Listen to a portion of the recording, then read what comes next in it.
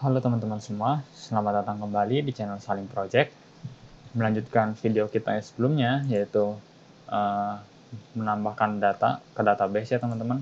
Pada video kali ini kita akan melanjutkan progres pembuatan aplikasi manajemen data siswa kita untuk menampilkan datanya di front end sini ya teman-teman.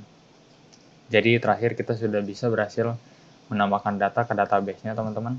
Nah, di sini seperti pada video sebelumnya yang saya katakan, kita akan menggunakan salah satu fitur yang bernama API Resources ini teman-teman. Nah, jadi kalau misalnya kita buka di dokumentasinya, nah di sini dijelaskan terkadang ya kita butuh sebuah transformation layer yang mengubah data dari Eloquent model kita menjadi JSON ya teman-teman. Nah, jadi di sini dijelaskan juga you may always convert Eloquent models or collections to JSON using their JSON methods. Biasanya kita bisa menggunakan to JSON methods dari controller teman-teman.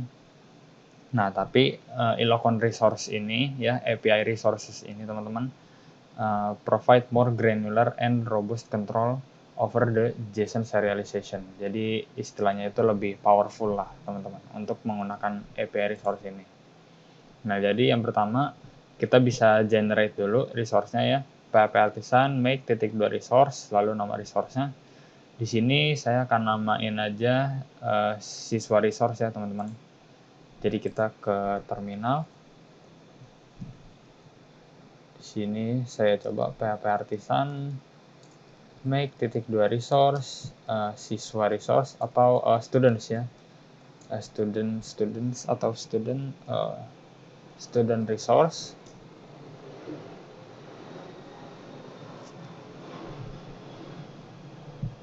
Nah, lalu teman-teman bisa ke folder app ya, app http resources. Nah, di sini ada student resource. Nah, di sini kalau kita balik ke dokumentasinya teman-teman, di bawah sini. Nah, di sini kita di metode array ini teman-teman, kita bisa specify ini adalah key-nya, key data yang akan nanti kita panggil di view, dan yang di sebelah kanan ini adalah kolom ya yang ada di database kita teman-teman. Nah, jadi di sini kita bisa specify sesuka kita kolom apa aja yang kita bakal tampilin, yang akan kita kirim ke view-nya nanti teman-teman sebagai JSON pastinya ya. Nah, di sini kita akan coba default-nya teman-teman. Di sini dia akan return parent-nya menjadi array ya teman-teman. Jadi semua data secara default itu bakal langsung dikirim balik ke view-nya teman-teman. Nah, tapi di sini kalau kita lihat di table students,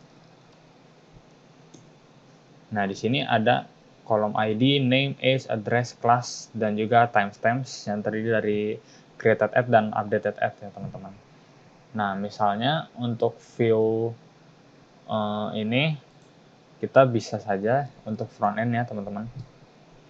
Kita bisa specify misalnya saya cuma mau kirim ID, yaitu di sini kita tinggal this ID, lalu saya mau kirim name juga. Nah, maka di sini this name. Begini teman-teman. Nah, kurang. Nah, kalau udah begini teman-teman, selanjutnya setelah kita membuat resource-nya teman-teman, kita bisa panggil dengan cara seperti ini ya. Jadi di student controller, kita akan kembali ke metode index ini teman-teman. Ini saya hapus dulu. Nah, di metode index ini seperti biasa, kita bisa saja menggunakan compact atau langsung kirim data lewat array begini ya. Misalnya di sini students.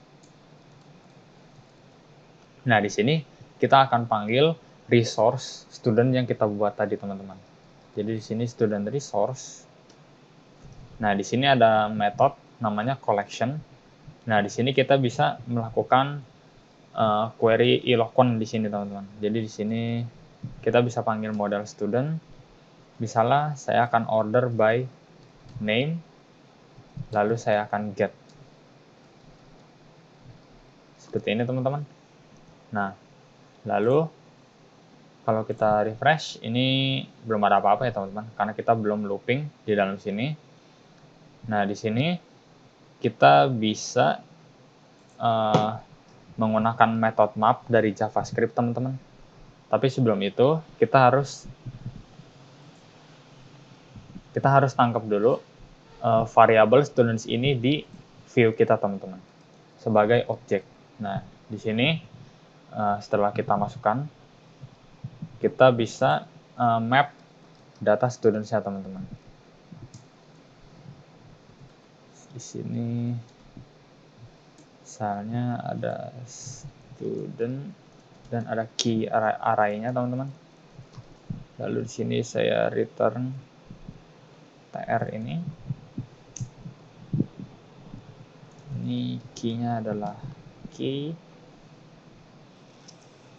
Lalu di sini ini nomor urut tabelnya teman-teman. Di sini saya akan pakai key-nya aja. Saya tidak akan menampilkan ID-nya. Lalu di sini kita bisa panggil data name dengan student.name ini teman-teman. Mungkin biar lebih jelasnya, saya akan coba console log dulu ya teman-teman. Jadi ini saya komen, kita ke atas sini. Nah, kalau kita console log students teman-teman, lalu kita pergi ke konsol kita. Nah, di sini ada data objek teman-teman. Objek, lalu di dalamnya ini ada wrapper data ini teman-teman. Jadi datanya masih di wrap di dalam key data teman-teman. Nah, di sini kita lihat ada ID dan ada name teman-teman. Kalau misalnya teman-teman mau tambahin ya, misalnya teman-teman mau tambahin selain kolom ID dan name, misalnya teman-teman mau tampilkan kolom age atau address teman-teman. Nah, di sini teman-teman bisa tambahin aja. Misalnya di sini age, kita ambil property age. Nah, kalau kita refresh,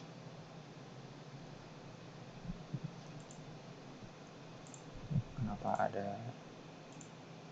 Nah, ya di sini kita lihat teman-teman. Nah, di sini ada age, ada ID dan ada name teman-teman. Begitu teman-teman. Oke, mungkin ini saya hapus dulu aja. Oh, sepertinya kita butuh age tetap ya, jadi biarin aja. Nah, di sini teman-teman ada wrapper data ini teman-teman, sehingga kita nggak akan bisa langsung melakukan mapping datanya untuk menampilkan di table ini ya teman-teman. Nah, jadi caranya di sini kalau kita scroll, saya coba balik ke atas saja. Nah, di sini teman-teman bisa ke section data wrapping ini teman-teman. Nah, di sini ya sesuai dokumentasi, by default your outermost resource is wrapped in a data key when the resource response is converted to JSON. Nah, jadi ketika Eloquent responnya itu kita ubah menjadi JSON teman-teman, dia secara default akan ada key data ini teman-teman. Nah, otomatis kita nggak akan bisa langsung mapping datanya dong. Nah, jadi gimana caranya? Kalau misalnya ya, if you would like to use a custom key, nah ini bisa kita custom juga key-nya di sini teman-teman di user resource-nya. Nah, tetapi yang saya mau lakukan adalah saya nggak mau pakai key data ini supaya kita bisa langsung mapping data di dalamnya teman-teman. Jadi di sini teman-teman bisa lihat, if you would like to disable the wrapping of the outermost resource ya, kalau kita mau disable nih wrapping datanya ini teman-teman, kita bisa invoke ya method without wrapping-nya. Without wrapping ini dari JSON resource teman-teman, dari kelas Illuminate HTTP resource JSON resource ya. Nah, di sini kita bisa panggil method without wrapping ini ya di function boot ya, function boot di app service provider kita teman-teman. Jadi di sini kita bisa ke app, lalu ada providers. Nah, di sini ada app service provider teman-teman. Lalu di public function boot kita bisa tulis JSON resource Illuminate HTTP resources JSON ya teman-teman. Nah, di sini ada without wrapping ini teman-teman. Nah, sesimpel itu, dan nanti otomatis kalau kita refresh halaman kita lihat lagi data kita. Nah, ini sudah berbentuk array teman-teman. Jadi kita bisa langsung mapping datanya di front end kita. Oke, di sini saya akan coba mapping ya. Di bawah sini, ini saya uncomment. Seperti tadi ya, kita mapping, lalu kita get untuk kita map ya. Lalu saya akan ambil property name dan juga usianya teman-teman. Nah, gitu teman-teman. Ini sudah berhasil tampil ya. Jadi di sini ada key-nya, ini saya plus 1 ya, supaya dia mengiterasi secara otomatis. Lalu di sini ada name siswanya, lalu ada age-nya. Nah, di sini kalau misalnya kita coba tambah ya, misalnya di sini saya submit. Nah, berhasil ya, teman-teman, untuk datanya. Nah, lalu untuk action sini, teman-teman, saya akan buat 3 tombol ya. Jadi di sini saya bikin kelasnya flex dan space x2 mungkin. Nah, di sini kita akan gunakan tombol link lagi ini, teman-teman. Ini saya copy aja biar cepat. Nah, di sini saya ganti misalnya menjadi edit. Nah, untuk route seperti biasa ya, route resource students.edit, lalu kita kirim data studentnya, teman-teman. Ya, jadi parameternya ini bisa menerima ID dari studentnya begini, teman-teman. Atau teman-teman juga bisa ya begini, teman-teman. Student aja. Jadi yang kita kirim adalah array-nya. Ya. Oke, lalu setelah edit saya akan copy ini. Ini adalah tombol untuk detail, teman-teman.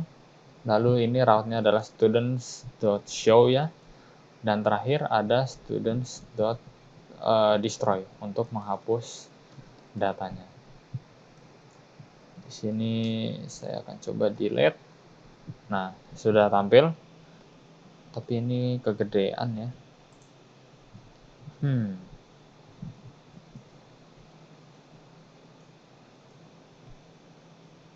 Gede banget ya.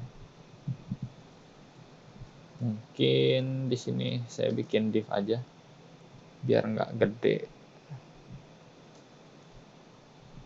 Waduh, tetap aja. Saya coba pindahin. Sama aja ternyata ya. Mungkin untuk tampilan bisa begini dulu aja ya. Nah, dari di sini udah ada tombol edit, detail, dan delete. Mungkin saya akan ganti warnanya. Di sini jangan gray. Di sini jadi red. Ups. Lalu untuk detail saya pakai tombol warna biru, misalnya blue aja. Terakhir untuk tombol edit saya kasih yellow. Nah, sudah begini ya teman-teman. Jadi kita bisa menampilkan data kita menggunakan API resource, teman-teman. Terakhir mungkin di student resource ini, teman-teman, kita hanya akan menampilkan ID, name, dan age, teman-teman. Nah, tapi sebenarnya ke depannya untuk di halaman detail ini, teman-teman, kita akan panggil semua data ini ya, teman-teman, pastinya. Yaitu ada name, age, address, class, dan juga created at-nya ya, teman-teman. Nah, otomatis di sini saya hanya akan balikin ke awal ya, teman-teman. Di sini parent to array. Lalu di sini ada request. Tapi kalau teman-teman mau seperti tadi, teman-teman mau specify satu persatu kolomnya di sini, itu nggak masalah sama sekali ya. Ini kalau kita refresh juga masih aman. Nah, kalau kita lihat di sini datanya, teman-teman. Nah, di sini nampil semuanya nih. Ada address, age, class, created at, ID, name, dan updated at, teman-teman. Gitu ya. Lalu di sini kalau misalnya kita coba klik, ya pasti masih error ya. Oke, mungkin itu saja untuk tutorial kali ini ya, teman-teman, untuk menampilkan data menggunakan API resource pada Inertia React. Selanjutnya kita akan mencoba membuat halaman detail ini, teman-teman.